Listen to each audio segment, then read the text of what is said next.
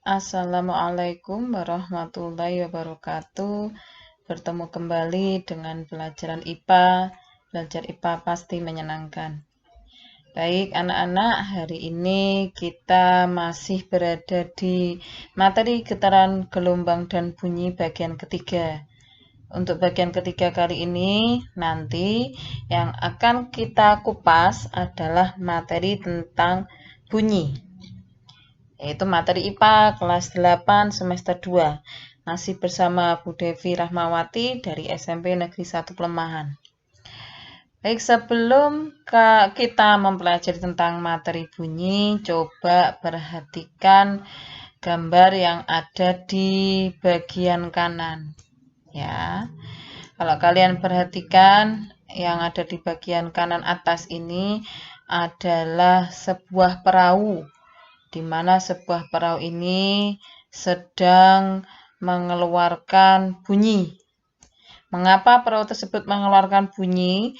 Nanti kita akan membahas lebih lanjut di video berikut ini. Sedangkan tampilan gambar bagian bawah, di sini ada dua orang anak yang kalian pasti tidak asing lagi atau mungkin pernah melakukannya, yaitu sedang bermain dengan kaleng bekas yang diberi tali. Ya. Jadi gunanya kaleng bekas ini dan sebuah tali ini digunakan ibarat teleponan ya. Nah, dua orang anak ini sedang mempraktekkan bagaimana bunyi bisa terdengar. Nanti juga akan kita bahas pada video kali ini. Dimudahkan dalam memahami materi bunyi, hendaknya kita mengucapkan doa ya, memanjatkan doa agar nanti kita diberi kemudahan dan kepahaman dalam memahami materi ini. Bismillahirrahmanirrahim. Rabbi zidni ilma warzuqni fahma. Baik.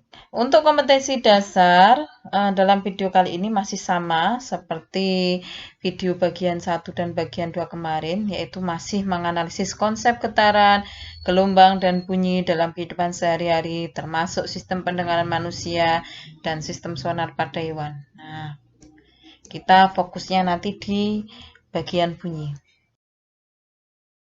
Setelah kalian menyimak video kali ini, kalian bisa menghitung kedalaman laut. Kedalaman laut, bagaimana cara menghitungnya? Mari kita pelajari.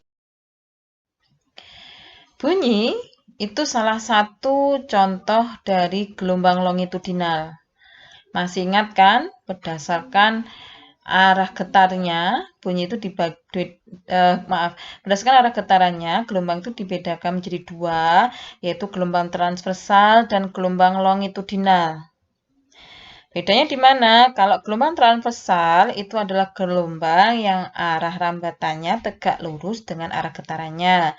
Sedangkan gelombang longitudinal itu jika arah rambatannya tegak lurus dengan arah getarannya, ya. Dan bunyi termasuk salah satu contoh dari gelombang longitudinal. Jadi perhatikan animasi yang ada di bagian atas ini.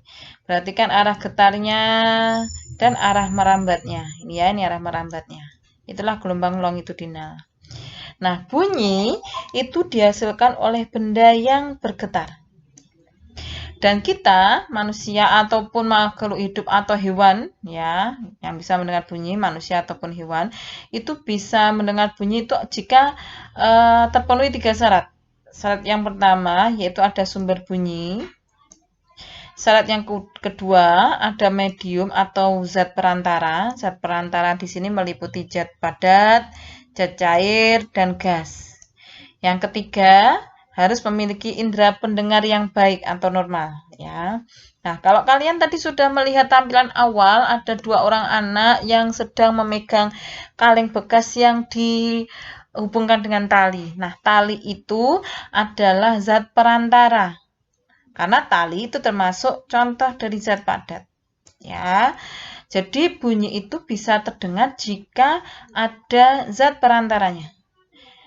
Kalau tidak ada zat perantara atau ruang hampa, jadi jika ada sumber bunyi yang diletakkan di ruang hampa, maka kita tidak bisa mendengar bunyi.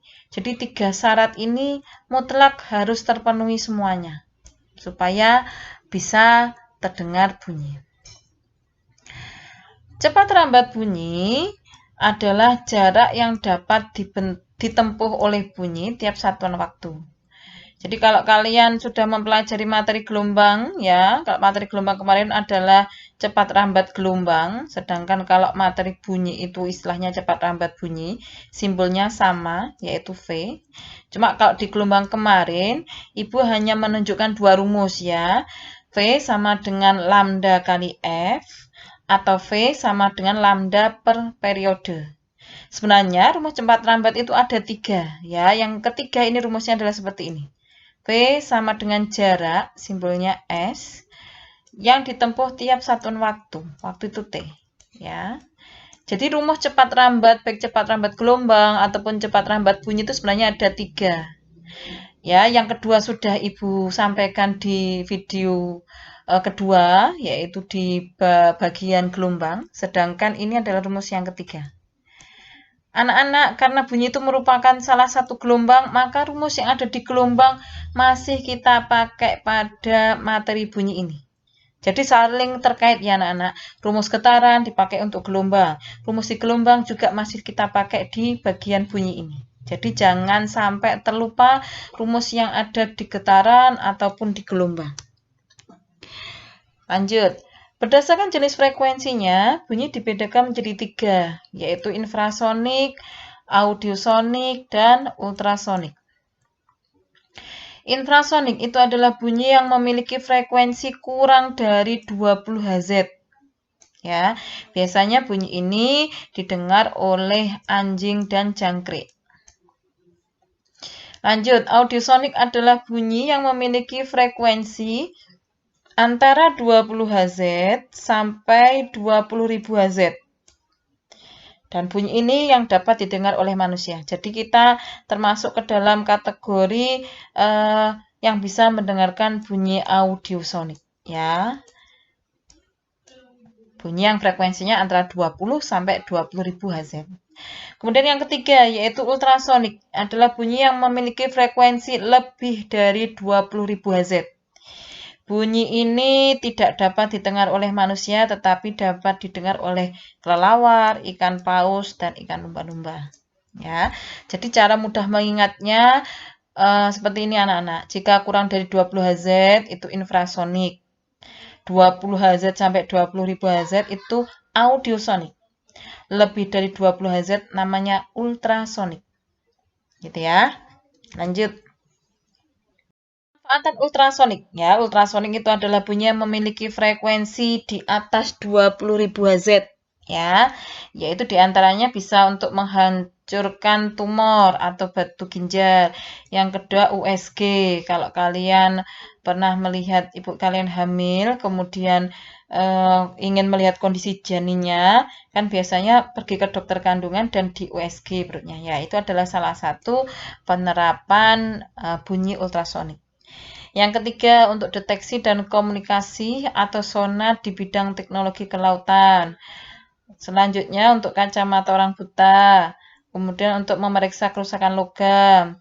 Lanjutnya, untuk memeriksa bagian dalam tubuh.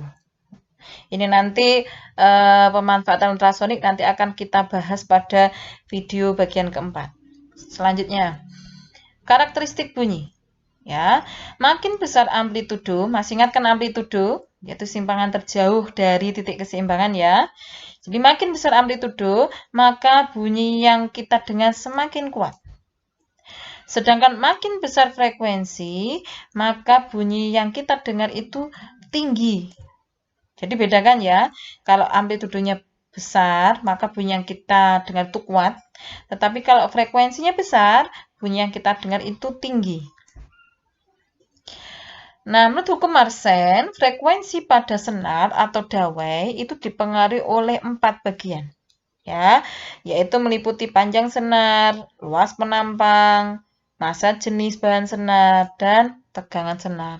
Bagaimana pengaruh 4 faktor ini terhadap frekuensi senar atau dawai, yaitu frekuensi senar atau dawai berbanding terbalik dengan panjang senar. Maksudnya bagaimana? Maksudnya, kalau panjang senar semakin panjang, maka frekuensi yang dihasilkan semakin rendah. Jadi terbalik. Sebaliknya, kalau panjang senar pendek, maka frekuensi senar yang dihasilkan semakin tinggi. Yang kedua, berbanding terbalik dengan akar luas penampang. Ya. Jadi kalau yang digunakan itu tipis, maka frekuensi yang dihasilkan besar. Ya, kata kuncinya terbalik, gitu ya. Sebaliknya, kalau senar yang digunakan tebal, maka frekuensi yang dihasilkan semakin rendah. Kemudian yang ketiga, berbanding terbalik dengan akar massa jenis bahan senar. Jadi ini yang mempengaruhi adalah bahan pembuat senar. Ya, jadi bahan senar yang digunakan untuk membuat senar, jika memiliki massa jenis tinggi, maka frekuensi yang dihasilkan rendah.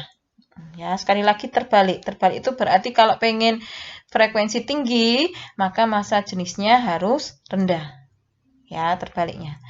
Yang keempat, ini yang beda sendiri, yaitu frekuensi senar itu sebanding dengan akar tegangan senar. Artinya apa? Kalau ingin frekuensi senar yang dihasilkan tinggi, maka tegangan senar harus dalam kondisi tinggi, besar. Ya, harus tegang. Ya. Nanti kalau kalian ingin mendalami atau mengetahui lebih lanjut tentang frekuensi pada senar atau dawai, coba kalian tanya pada teman kalian yang suka bermain gitar. Ya. Nanti coba tanya bagaimana pengaruh panjang, luas penampang, massa jenis, dan tegangan senar pada frekuensi yang dihasilkan oleh senar gitar. Selanjutnya, perbedaan nada dengan desah. Nada itu adalah bunyi yang teratur frekuensinya. Sedangkan desah itu adalah bunyi yang tidak teratur frekuensinya. Ya, contohnya kalau nada itu seperti seorang penyanyi, jadi kita bisa mendengar suara penyanyi itu dengan enak karena frekuensinya teratur. Tetapi kalau contoh desah itu ibaratkan seng yang kita tarik, suaranya tidak enak didengar oleh telinga. Itu yang dimaksud dengan desah, ya, karena bunyi yang tidak teratur frekuensinya. Berikutnya. Nah, pada saat bermain musik atau mendengar musik, kita itu bisa membedakan mana bunyi yang bersumber dari alat musik piano, gitar, drum, dan alat musik lainnya. Kenapa? Karena alat musik itu mengeluarkan suara yang khas. Nah, suara yang khas itulah yang dikenal dengan istilah warna atau kualitas bunyi. Begitu juga dengan manusia. Kadang kita bisa mendengar, oh anak ini suaranya merdu, anak ini suaranya serak. Nah, itu juga suara khas itu juga termasuk dari warna atau kualitas bunyi. Kemudian kita ke resonansi. Resonansi itu adalah ikut bergetarnya suatu benda karena pengaruh getaran benda lain. Ya, contoh paling mudah itu ketika kalian perhatikan jika seandainya rumahmu berada di pinggir jalan raya. Kemudian ada truk yang lewat di depan rumah. Perhatikan kaca jendela yang ada di rumahmu, apakah bergetar? Atau contoh paling mudah, biasanya kalau ada anak-anak yang menyalakan petasan ya, coba perhatikan kaca jendela kamarmu, apakah ikut bergetar? Nah, itulah resonansi. Jadi ikut bergetarnya suatu benda karena pengaruh getaran benda lain. Nah, resonansi dapat terjadi pada kolom udara. Bunyi akan terdengar kuat ketika panjang kolom udara mencapai kelipatan ganjil dari 1/4 panjang gelombang bunyi. Nah, ini nanti akan Ibu tunjukkan pada contoh soal yang ada di bagian akhir, ya. Baik, untuk manfaat resonansi. Resonansi itu sangat bermanfaat. Kenapa? Karena bisa memperkuat bunyi asli pada alat musik gamelan, alat musik pukul, alat musik tiup, dan sebagainya. Tetapi kerugiannya, bunyi bom yang keras itu dapat meruntuhkan gedung atau kaca jendela bisa pecah. Itu kerugian resonansi. Jadi ada yang bermanfaat, ada juga yang merugikan. Baik, kita ke pemantulan bunyi. Bunyi hukum pemantulan bunyi. Ya. Yang pertama yaitu adalah bunyi datang, bunyi pantul, dan garis normal terletak pada suatu bidang datar. Perhatikan gambar yang ada di bagian bawah ini supaya lebih mudah. Jadi ini ada garis ya, garis yang arahnya ke sana. Ini yang disebut dengan bunyi datang karena arahnya ke arah dinding pemantul. Sedangkan garis yang memiliki tanda panah keluar, ini yang disebut dengan bunyi pantul. Dan garis yang tegak lurus dengan dinding pemantul, ini kan dinding pemantulnya ya anak-anak, ini kan tegak lurus. Garis yang tegak lurus dengan dinding pemantul itu namanya garis normal.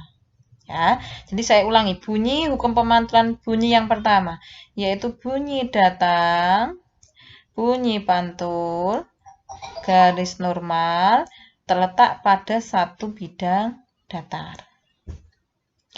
Yang kedua, sudut datang sama dengan sudut pantul. Jadi ini sudut datang itu mengukurnya dari bunyi pantul sampai garis normal itu sudutnya berapa gitu ya. Itu besarnya sama dengan sudut pantul. Sudut pantul mengukurnya dari bunyi pantul ke garis normal. Ini besarnya sama ya. Sudut datang disimbol dengan I, sudut pantul disimbolkan dengan huruf R. Nah, itu harus benar-benar kalian pahami. Selanjutnya kita ke macam-macam bunyi pantul. Ada 3 macam bunyi pantul. Yang pertama yaitu bunyi pantul yang memperkuat bunyi asli. Jadi apabila kita berbicara di dalam ruangan kecil, bunyi asli akan terdengar lebih keras daripada kita berbicara di ruang terbuka. Ya, itu yang disebut dengan bunyi pantul yang memperkuat bunyi asli. Kita berbicara di ruangan kecil, otomatis bunyi atau suara kita akan terpantul kembali, di mana pantulan bunyi akan terdengar lebih keras dibanding di ruang terbuka yang tidak mengalami pemantulan. Karena tidak ada dinding pantulnya, ataupun kalaupun ada dinding pantulnya, jaraknya lebih jauh dibanding kita berbicara di ruangan yang kecil. Yang kedua yaitu gaung atau kerdam. Gaung atau kedam itu adalah bunyi pantul yang terdengar sebagian hampir bersamaan dengan bunyi asli karena jarak dinding pemantul dan sumber bunyi relatif dekat, yaitu sekitar 25-30 cm. Contoh seperti ini. Bunyi aslinya, misalkan kita berteriak fisika, nanti akan terdengar pantulannya. Belum selesai kita berbicara fisika, ini sudah terdengar pantulannya. Ya, makanya bunyi pantul ini mengganggu bunyi asli. Ya, mengganggu bunyi asli sehingga yang di tengah-tengah ini menjadi tidak jelas. Itu kelemahan gaung ya. Jadi bunyi aslinya terganggu oleh bunyi pantulnya. Karena bunyi pantulnya terdengar sebagian hampir bersamaan dengan bunyi asli. Sedangkan yang ketiga yaitu gema. Gema yaitu bunyi pantul yang terdengar jelas setelah bunyi asli karena jarak dinding pemantul dan sumber bunyi relatif jauh. Contohnya seperti ini, ketika kita teriak fisika, setelah selesai bicara fisika, maka baru terdengar bunyi pantulnya, fisika. Jadi seperti ini. Ini bunyi aslinya, ini bunyi pantulnya. Sehingga bunyi pantulnya tidak mengganggu bunyi asli. Manfaat pemantulan bunyi, yaitu yang pertama menghitung kedalaman laut. Ya, seperti tujuan kita yang pertama tadi, diharapkan setelah menyimak video, kalian bisa menghitung kedalaman laut. Nah, seperti ini ya. Jadi ada sebuah perahu, dia menembakkan bunyi sonar ke arah dasar laut. Oleh dasar laut dipantulkan kembali. Ya. Nah, seperti sudah kalian ketahui tadi, sebenarnya rumus cepat rambat bunyi itu kan V sama dengan S per T. Nah, mencari kedalaman laut sebenarnya juga memanfaatkan rumus ini. Tetapi coba perhatikan, jarak yang ditempuh oleh sonar atau bunyi sonar ya anak-anak, itu adalah ini ya. Kemudian dipantulkan oleh dasar laut kembali ke perahu. Maka jarak yang ditempuh menjadi pergi pulang, ya PP, 2 kali. Maka rumus yang awalnya V sama dengan S per T menjadi V sama dengan 2 kali S, karena bolak-balik ya, dibagi T. Karena yang dicari adalah kedalaman atau jarak, maka kita modifikasi rumusnya 2S sama dengan V kali T. Berarti mencari kedalaman sama juga dengan S sama dengan V kali T dibagi 2. Nah, mengapa di tampilan ini Ibu menuliskan 2D sama dengan V kali T, sedangkan di sini Ibu menulisnya 2S sama dengan V kali T? Sebenarnya antara D dan S itu sama saja. Tetapi supaya kalian nanti tidak bingung membedakan rumus yang harus dipakai yang mana, yang V sama dengan S per T atau yang harus 2S per T. Nah, oleh karena itu di sini Ibu menggunakan simbol D. Simbol D berarti yang ditanya adalah kedalaman. Ya, sedangkan kalau S yang ditanyakan jarak. Apa boleh menggunakan 2S sama dengan V kali T? Boleh, ya. Cari yang menurut kalian mudah untuk mengingatnya. Boleh pakai 2D sama dengan V kali T, boleh juga pakai 2S sama dengan V kali T. Dengan catatan kalian betul-betul bisa membedakan mencari rumus kedalaman dengan mencari rumus jarak biasa. Ya. Manfaat pemantulan bunyi yang kedua yaitu untuk survei geofisika. Oke, kita ke latihan soal. Soal yang pertama.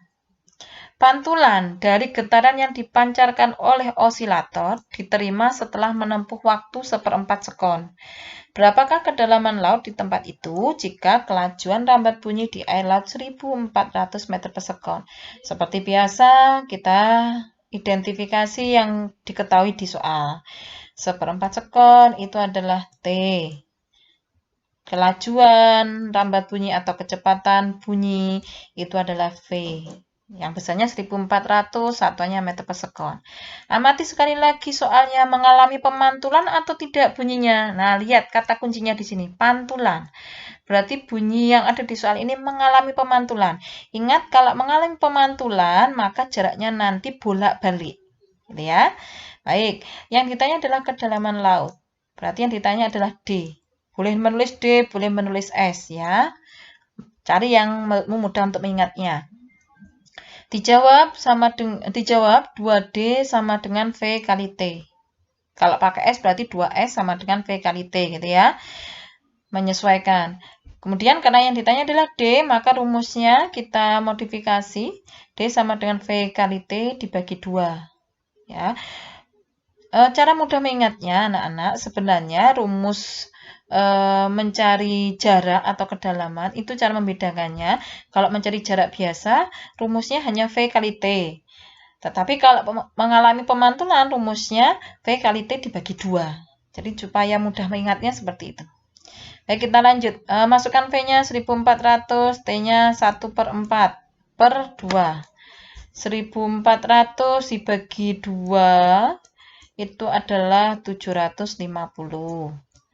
750 dibagi 1400 dibagi 2 itu 700. 700 dibagi 4 itu adalah 175. Satuan kedalaman itu sama dengan satuan jarak yaitu meter. Gitu ya. Oke. Ya. Saat cuaca mendung, seorang anak mendengar bunyi guntur 1,5 detik setelah terlihat kilat. Jika cepat rambat bunyi di udara adalah 320 meter per sekon, tentukan jarak sumber petir dari anak tersebut. Kita identifikasi terlebih dahulu. 1,5 detik itu T, sedangkan cepat rambat bunyi itu V, nilainya 320. Kemudian lihat, mengalami pemantulan tidak? Ya, di soal ini tidak ada kata kunci pemantulan, maka yang ditanya adalah S. Berarti rumusnya nanti tidak perlu dibagi 2. Cukup S sama dengan V kali T. Masukkan V-nya 320 meter per sekon, T-nya masukkan 1,5 sekon, hasilnya adalah 480 meter. Ya, jadi kalian bedakan contoh soal nomor 1 dengan contoh soal nomor 2. Contoh soal nomor 1 tadi bunyi mengalami pemantulan, maka rumus yang dipakai adalah V kali T dibagi 2. Sedangkan contoh soal nomor 2 ini bunyi tidak mengalami pemantulan, maka rumusnya cukup dikalikan V kali T. Gitu ya. Nomor 3. Sebuah kolom udara memiliki panjang 40 cm.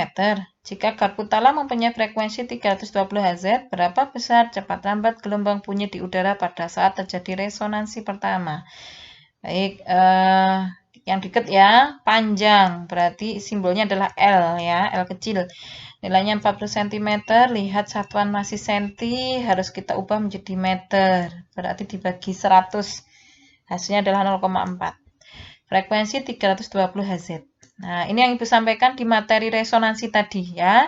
Materi resonansi tadi mengatakan bahwa bunyi akan semakin kuat pada kelipatan ganjil gitu ya. Nah, karena ini adalah yang ditanyakan adalah resonansi pertama, ya, cepat rambat gelombang bunyi di udara, maka yang ditanya adalah V. Kemudian yang ditanya adalah resonansi pertama, maka rumusnya adalah L sama dengan 1/4 lambda. Ya, kita masukkan L-nya 0,4 meter sama dengan 1/4 lambda. Kita cari lambdanya.